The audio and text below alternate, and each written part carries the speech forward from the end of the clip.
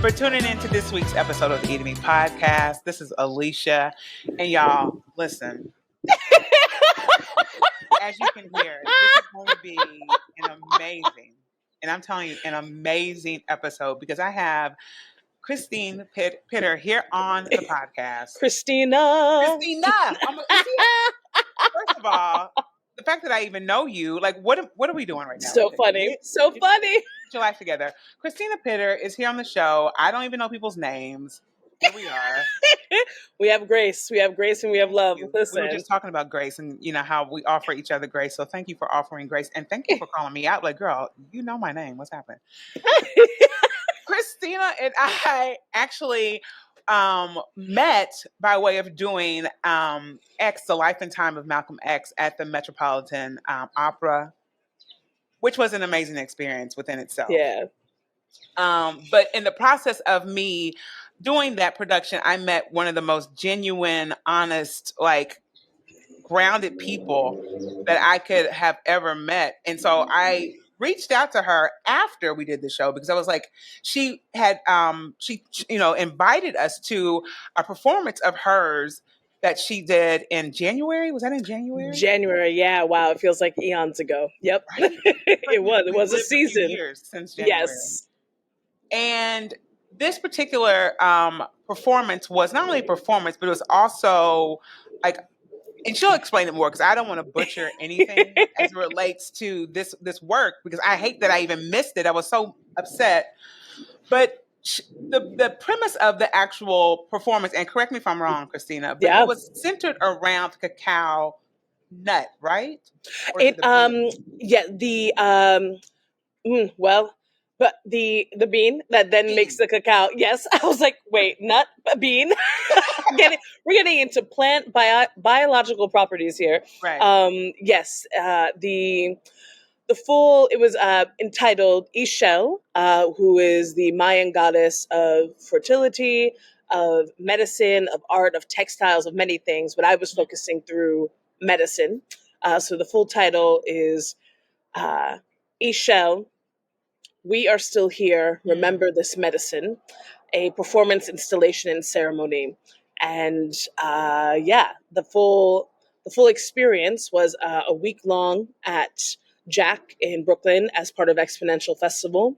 And I love those folks. If you want to get into beautiful, experimental, avant-garde, new work of all different genres and performance art, they're some of my favorite people hosting in these beautiful, bizarre, and yet traditional venues all over Brooklyn, and I just love them so much. I give so much love to Teresa and Nick, who are the co-creators and directors of Exponential Festival, and to the loves at Jack, Jordana, and Sky, and all the people. Now I'm rambling, but here we are. I gotta give props. I gotta give props to the people that continue to hold a brave and curious and compassionate space for new work to be developed, to be expressed, to be shared. And I held 2 performances over the course of 4 days, where folks got to engage with my visual art for the first time. I've always been a visual artist, but I've never shown my work publicly aside from like little fairs or doing some scenic design, and having the visual art be the entryway into then the performance, installation, and ceremony with Cacao. And it is all centered around my path of re-indigenizing myself and what that looks like in my relationship to the land, to my ancestry, and how I am moving through space currently. I love that. And, seriously, I do. And I wanted to ask, because I was just wondering, the idea of creating this space and using cacao, like, where did that come from? Like, what like are there origins within yourself, like within your lineage? Like, where did that come from? For sure. So the cacao was actually the the finishing touch throughout what I was envisioning. When they first approached me, and by they I mean the folks at Exponential, they asked if I, was working on anything new, and I was like, yeah, not really, but something will happen. And and I just knew that I wanted to share what my medicine had been of the last year. And by medicine, I mean everything that helps me mentally, physically, spiritually, in moving through the fuckeries of this world. Yeah. Excuse my French. Oh, Very candid here. You're good. Yeah, and so much of that has been plant magic, quite literally gardening, painting within symbols and histories of herbalism, and diving deeper into the ever work of decolonizing my mind and spirit and re-indigenizing myself. I'm Afro-Indigenous.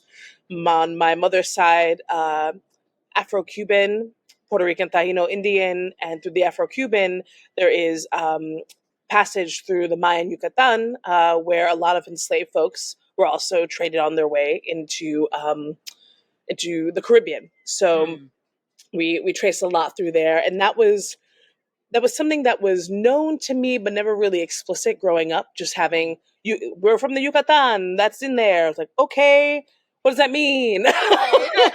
But we don't call ourselves Mexican. But what's happening? And so it has been a fascinating and sometimes lonely journey in doing this healing work, not only for myself but for the lines that I come from, because I do believe that anything that I do reverberates past, present, future. And in knowing, okay, cool, Yucatan was always here, Mayan culture was always here, we've never touched base in this, I want to touch base in it. And I had encountered cacao before, and I knew how much of a heart medicine it is, and it very much is. It is the properties of cacao, oh goodness, now I'm going to lose a scientific word. But how it draws literal more blood to your heart, the properties of cacao, alongside caffeine, of course. But the energy, the essence of cacao being used in ritual and ceremony that I do not know. All I know is that it is there in my lineage, but because there's no but there's very little descriptions of what each one was for. We just know where it was used in references. So it's a lot of reclaiming and figuring out and kind of making it up as we go along. And making it up sounds like dismissive, but making it up in the essence of, okay, what feels intuitively right here? Where can I learn from those who have stewarded this medicine before me, drawing upon them, and giving reverence and space to know there is so much knowledge that has been erased and misplaced and kept from me, from all of us. So keeping that in mind as I approach this work. But I knew cacao was like, oh, I want to offer this. I want to offer this tangible medicine alongside the art and the poetry and the ritual to share. How do I bring community together to share medicine that has helped me, and in knowing that I trust that what I'm doing is being received, and it's up to folks to take it from there.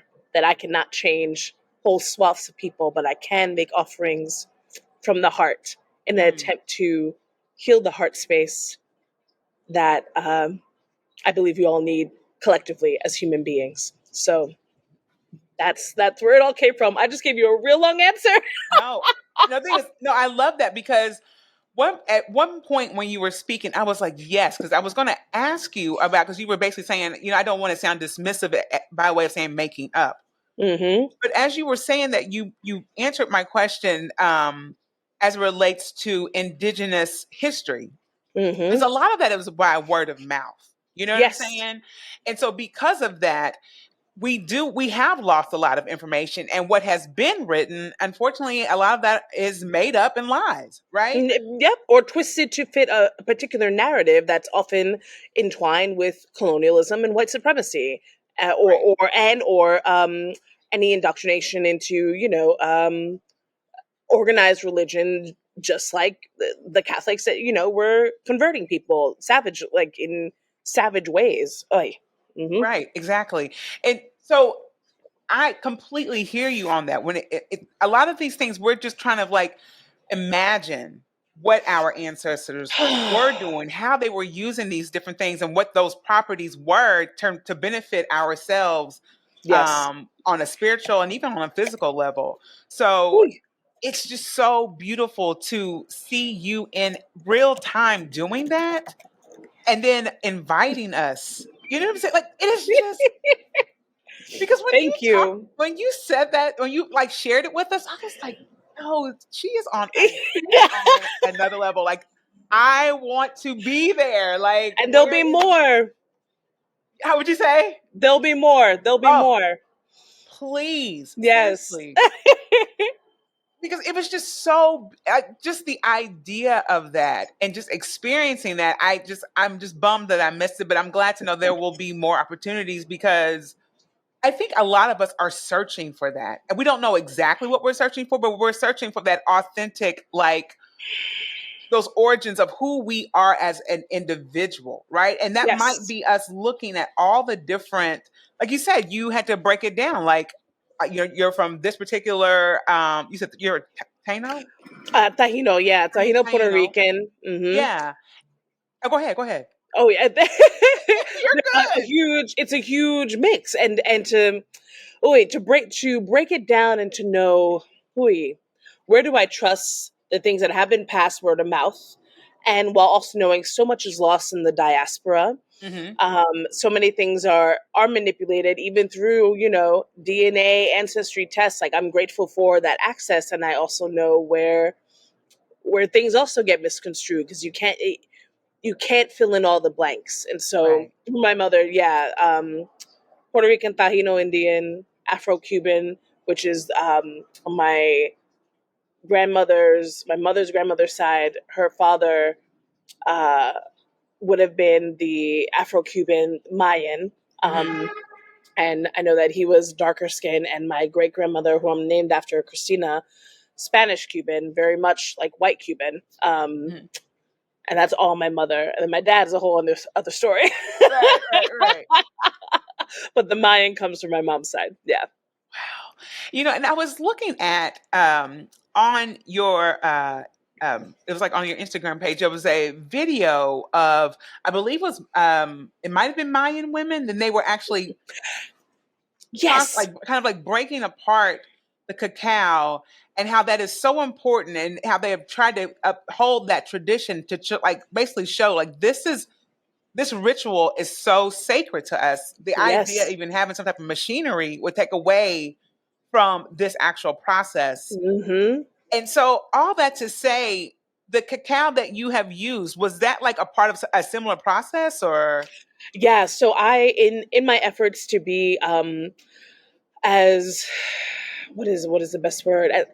Both ethical and authentic in the ways of I wanted to support small business. I wanted to support, of course, directly Mayan businesses. Oh, excuse me, little allergies. There we are. It's that time of year, I'm telling you. It's that time of year.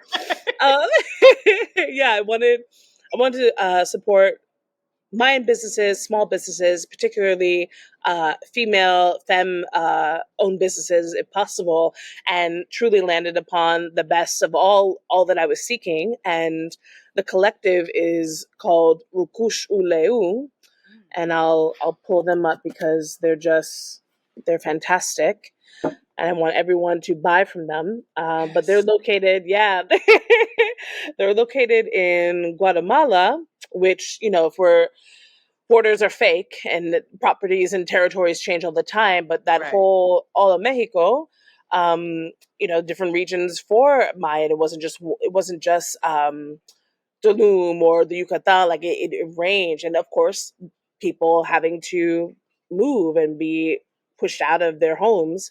So we get a lot of folks everywhere, but they're based in what we now know as Guatemala, and they're 100% Mayan owned, all female business, organic ceremonial cacao, and their Lake Atilitan is the lake that they're by, and they're incredible. Mm. They make it from hand. They steward the land, and in the same way that I sought it out, the main woman who began it, she felt that calling, and she knew, like, this is what I have to do, and how do I support not only myself and my family, but other women in the community to do it. And so here we are, Rukush Uleu, founded in 2016 by Cecilia Mendoza's Chial.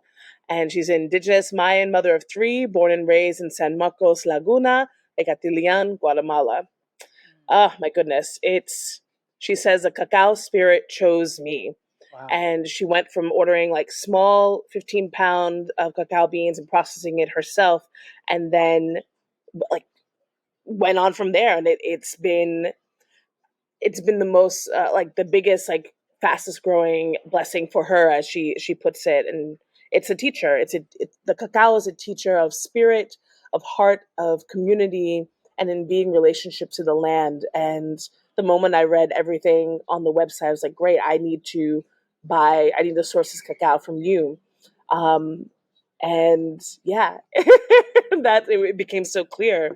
And the way that they work, you cannot buy directly just because of customs. So they go through uh, businesses in the U.S. and around the world. Uh-huh. And there were several. Let's see. I'll list them in a moment. I'll send them to you. You're Where fine. people. Yeah, well, I'll share it in the show notes. No, no, you're fine. For me, it's just so amazing because it's like to have that type of Mm, calling in that way, right? Like, and then to then share it beyond just, I'm assuming this is probably something that she's, taken on from her own traditions to then share it yeah, with the rest of the world. That is amazing, you know? it's it is so good. And the people who choose to take this on, in whatever way they want to go ahead and buy from her and then resell, like, Mhm. also committing to that mission and to that work and to the ethics and the drive of sharing cacao and sharing this literal medicine. I say medicine very intentionally, Yeah, and away from the way that Western thought is put upon us in regards to medicine, and yeah, and and knowing that, we come from the earth. It is the very thing that gives us life. We have healed from it, and yes, I'm grateful for all technologies and advances that have been here. And everything goes back to the land. And I mm, believe with everything in my heart, in my whole mind, soul, being, that if we do not honor and take care of the land, we do not honor and take care of ourselves. I yeah, don't care who you are, what nation state, what religion, does not matter. If you are desecrating a land and you claim to love it, you're a liar. yeah, And so yeah. we need to take care of the land and this very literal medicine that is here for us. Yeah, yeah. Yeah. That's where I operate from. And and I love that. And I think thank you for, like you said, I'm intentionally saying that this is a medicine because a lot of people have been conditioned in this idea around, like you said, that Western thought as it relates to medicine, some type of pill you're popping, you're Mm-hmm.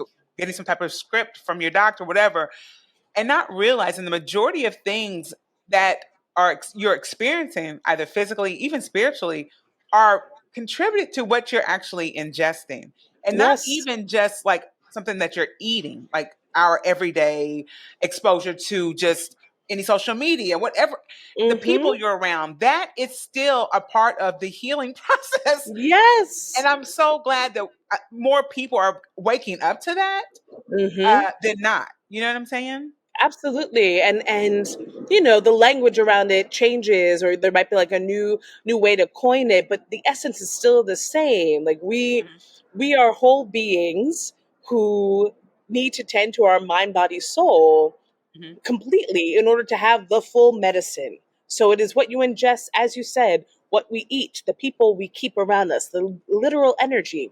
We're all connected whether we like it or not. Literally, both the electricity we're made up of, the air we breathe, baby.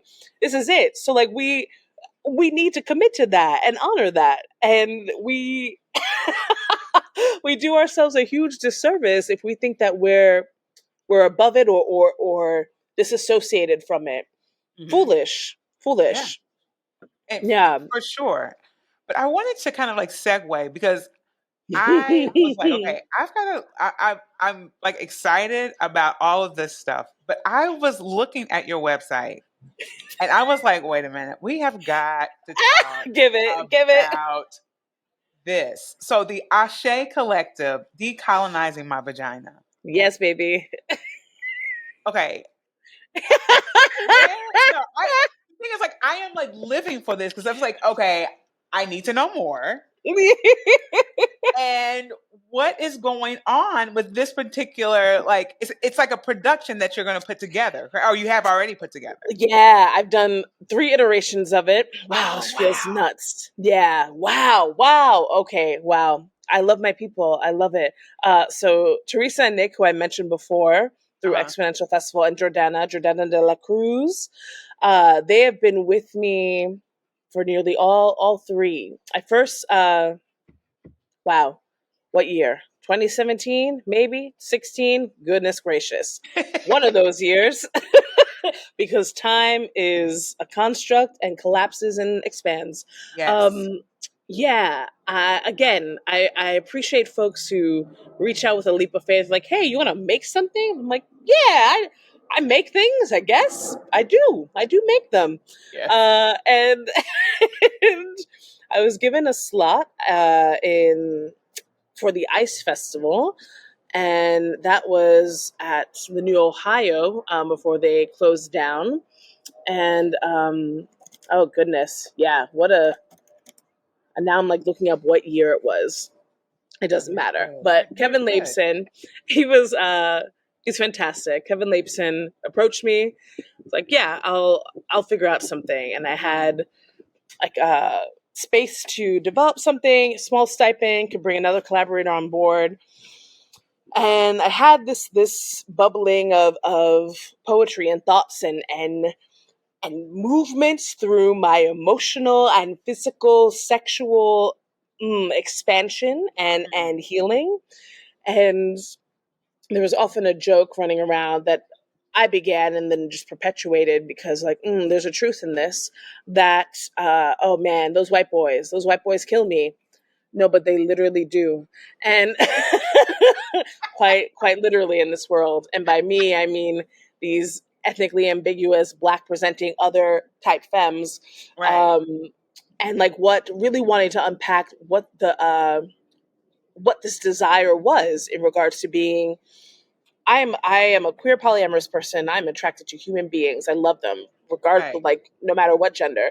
And it really like stuck out. I was like, why has 85% of the people I've been involved with, romantically, platonically, any kind of attachment, whether flash in the pan or lasting, been cis white hetero men?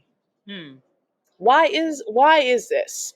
And then thinking about what oof, how colonialism and white supremacy is like how I'm indoctrinated in it through what is presented to me as being the type of thing to be attracted to, who holds the power, et cetera, et cetera, et cetera.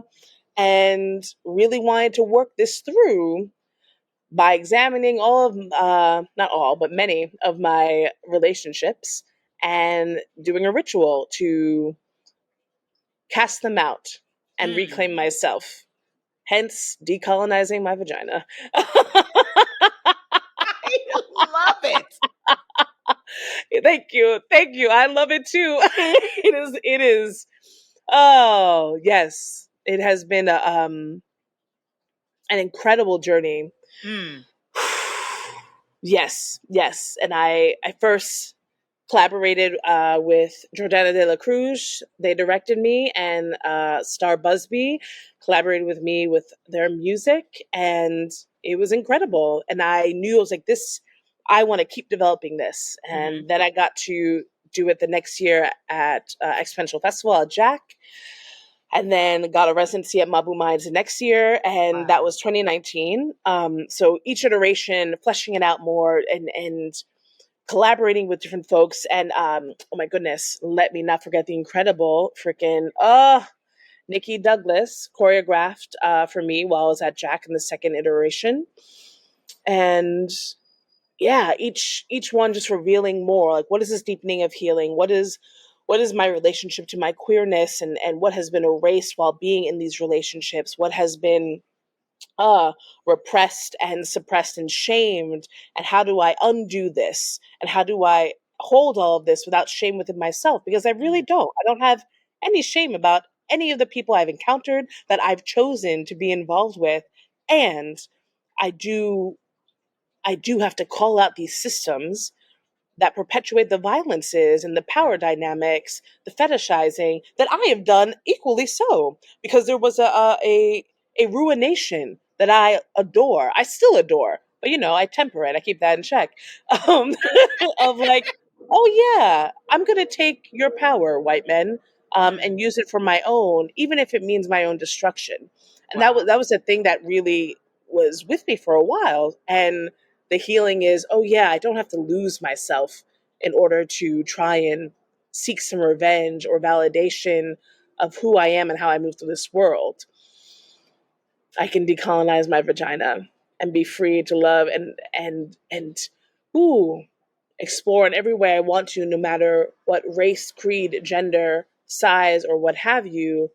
And by being free, that also means that I have an accountability to my ethics and morals, and how I want to be in relationship with people. Wow. Thank you. Like, seriously. And I say it like that because it's like, and maybe it's just me, but from what I know, most people aren't even in the mindset of even thinking about, okay, why am I, either attracted to this individual? Are there things that I need to work on in order to stay my authentic self? Am I my authentic self? Like, you know what I'm saying? It's like you just kind of hop into a relationship or in some type of sexual encounter and just kind of like, and then there's rock these with it. patterns, and it's just like, what? But then you're not doing the work to figure out why I am constantly attracted to white men or whatever that situation is for you, and then to like do it in a way that's going to actually empower you, as opposed to, like you said, you realize in some ways, okay, I'm basically coming for you, white man. Like, you know what I'm saying? I'm coming for you. I'm coming for you, and I'm gonna relish it. Right. And I think I had to move through all these different phases of it, where righteous anger and revenge, and not necessarily on the people that I was involved with, but just like as a whole, like, where is the colonizer in me that is seeking out these same power things for dominion, for control? Baby, it's not it. It's not it. And I talk about breaking the cycle, breaking these habits, breaking these patterns, and making something new. Making something new so that I'm so intentional and clear in my choices to be involved with someone, and hold the whole of them. To know it's not just because you're white I'm attracted to you. No, I'm seeing you as a person, and I am navigating the systems of oppression and supremacy that we are all working in, that we are all navigating freaking late stage capitalism and fascism.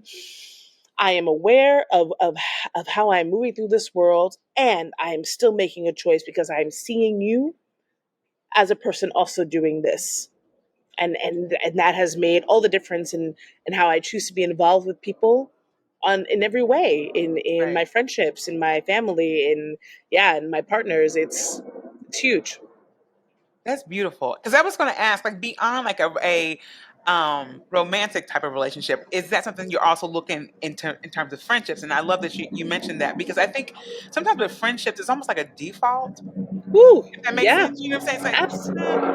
and just like using medicine and that exposure of people. Because sometimes friendships can be a bit more damaging than a romantic Ooh. relationship, if that makes sense. You know what I'm saying? Yeah, Absolutely. And I think there's,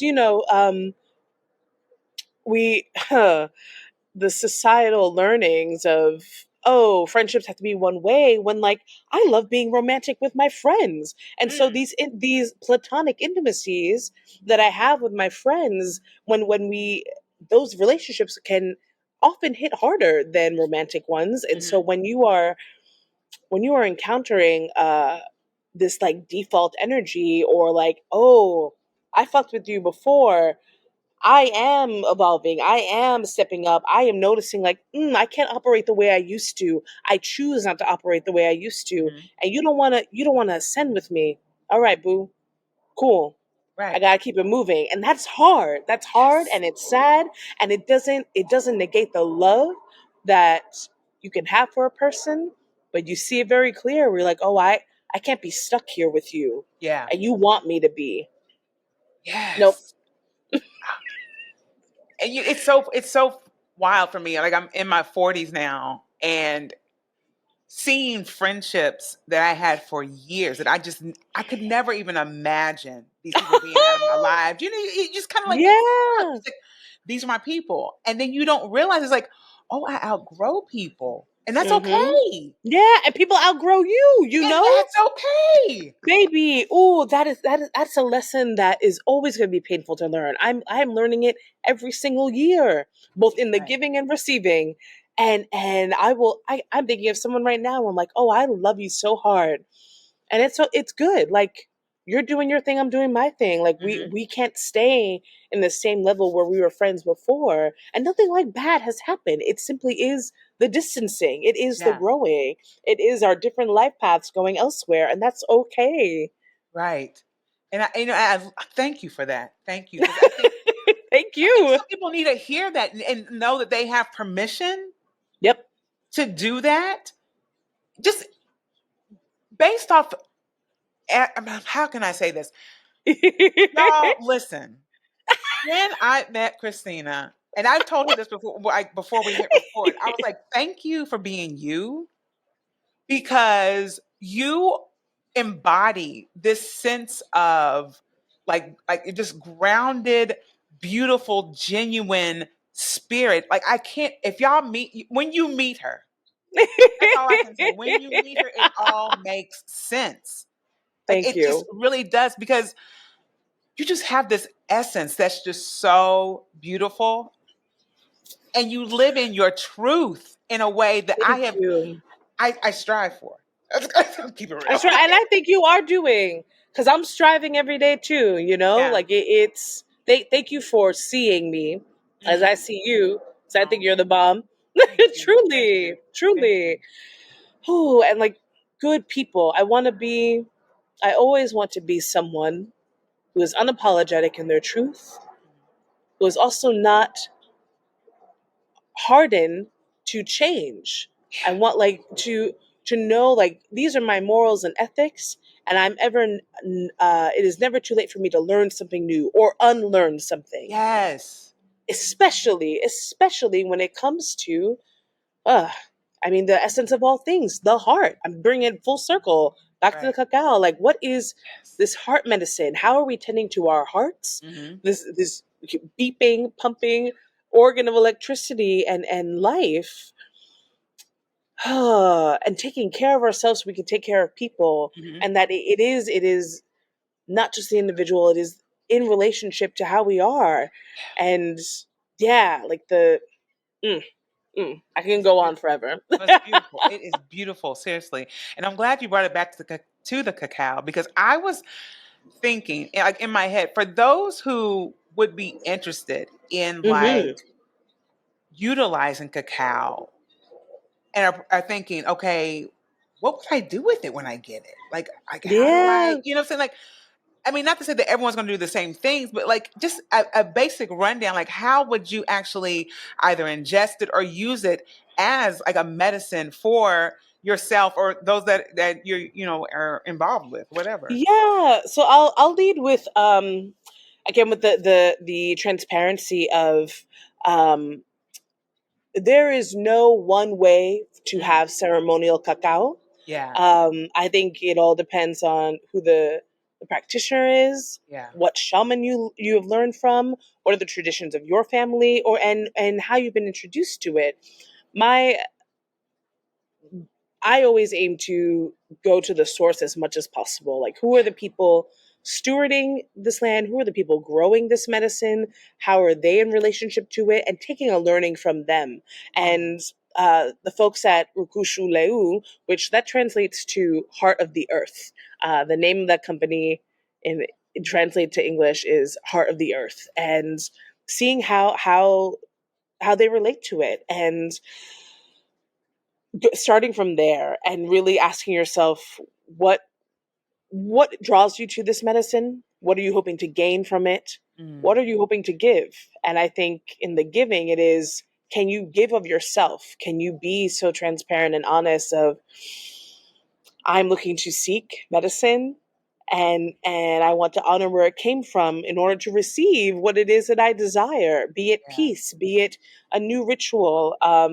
And with cacao in particular, traditionally it is served with no sweetener, and if you do want to add a sweetener, it is natural, so like a honey, agave, or like a coconut sugar, but nothing else. And hot water, and it comes in these round, almost like, yeah, it's just slabs of the pure cacao, and you chop it up.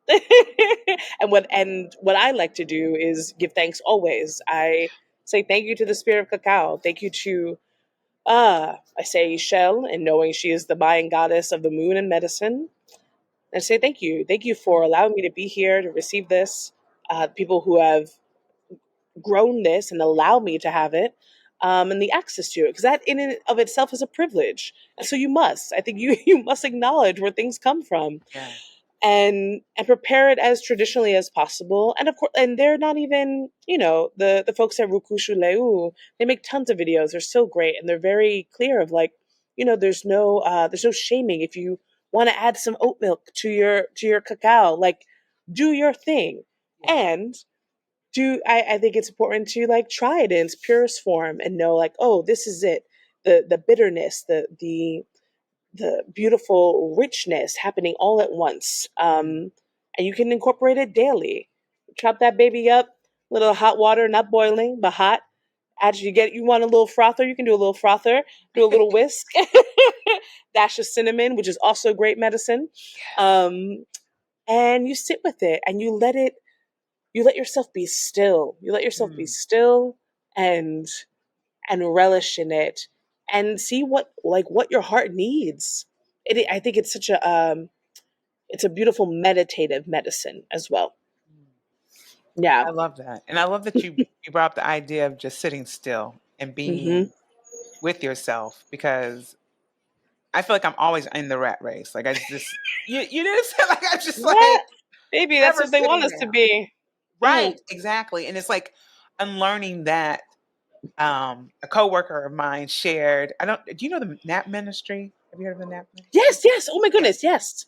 Ah, So she shared and I'm blanking on her name right now. Oh, this is the worst. Don't you hate when that I'm happens? I'm the worst as well. Every time, like, names out the window. Right. It's like something or other. And I hate it because I do not mean to put any disrespect or dishonor. I'm Right. sorry that my brain does not, like, I'll hold the visual, the Yes. words will be gone. That's me. Oof. I know faces like no other, but your name, forget about it. Like, seriously, like I do my best. I literally do my best. I found it. So it's called Rest is Resistance. It's the book by Trisha Hershey. So Trisha Hershey is um, the woman that started Nap Ministry, Mhm. and this is her book. And she was like, my coworker was like, okay, I know you are on this journey of learning how to chill and, like, sit down. Let me share this book with you. So I am Yes. excited to actually read this book and, like, get to Hmm. those spaces of just learning to just be still. Yeah. We owe it. We owe it to ourselves. Yeah. Because you cannot pour from an empty cup, as they Yes. say. Yes. So Tend to true. your own garden, as they say. Exactly. Oh my gosh, Christina. Like, this is beautiful. I could do this forever. Thank you. It Are you is kidding me? beautiful to All day be here. long. But I wanted to ask before we even think about like saying see you later. Anything new that you're doing? Like what's happening in your world? Yeah, I'm real excited. Oh my goodness. And I gotta get this done. I I am this is my track. My track is To the Land. I've been really I'm so grateful to have the privilege of having a residency at the Mercury store in Brooklyn, and they are just really dope folks who give artists space and time and money to quite literally experiment. Like go in with an idea. There's no there's no expectation of like having a finished product at the end of the week. It is purely a space to develop, Wow. to explore, to experiment. And my proposal, the working title is Hands in the Dirt, and it is my aim to spend the next week working in developing.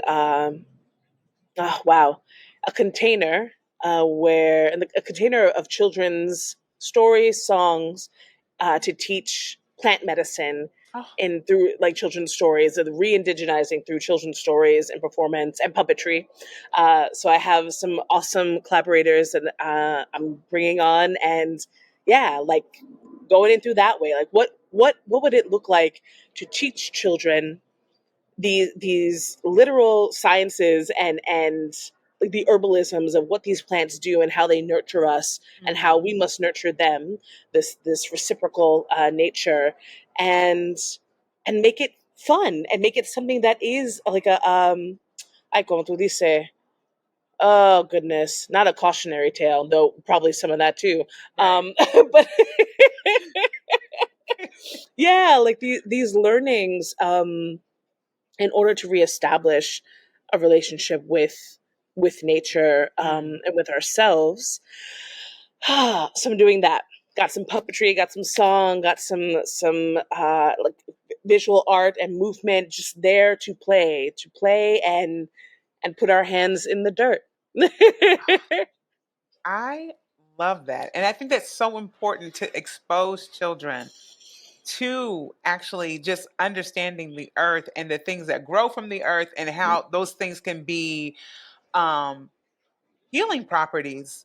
Like I Yes. said, in a fun way. Like I love that. What an Yeah. Thank awesome you. endeavor. So sweet. Thank you. I'm really excited. And I'm healing lots of baby Christina in this too, Mm, of me making my little pretend knapsack to go get lost in my backyard slash woods. There was no woods. It was a backyard. I pretended it was the woods. Survival of the fittest, like in my mind, like, all right, I can do this. What right. sticks can I eat? What leaves can I eat? Ah, Like that immediate pull of making magic from the earth mm, and knowing like, oh no, it's always been real. And how beautiful. Ooh, to know that as an adult and to go back to my child space and go, okay, let's make this tangible, palpable for kids and adults, because yeah. we must always keep the child at heart. Right. Yeah. Yeah. And the responsibilities that come with that, with these learnings, the responsibilities of taking care and keeping life flowing. Mm, Hmm. that is beautiful. Like I wow. Thank you. Like seriously, Thank thank you you. for everything you are doing, the change you are, making in the world. Like this is I'm just yeah, I hoping, wish I'm trying. if you can I know you can feel her energy. Like seriously, like I'm dead serious. Thank you so much. It Thank you. is my absolute pleasure. Oh my Oh, God. thank you. You are welcome. And I'll share everything that Christina mentioned in the show notes. Yeah, I'll give you a whole link. Oh, please, please, please, please, please, and thank you. Yeah, this was Mm. beyond a blessing. I am like I have goosebumps. I have all the feels. Like seriously, thank you Oh, I so wish I could much give for you a this big time. hug. Oh, Thank I know you. it's gonna happen. We're gonna see each other at some Yeah, point. yeah. Seriously, y'all. Oh my gosh. Thank y'all for listening to this week's episode of the Enemy Podcast. I will see y'all next week. This was everything. Thank you so Hey, much. let's go. Thank you.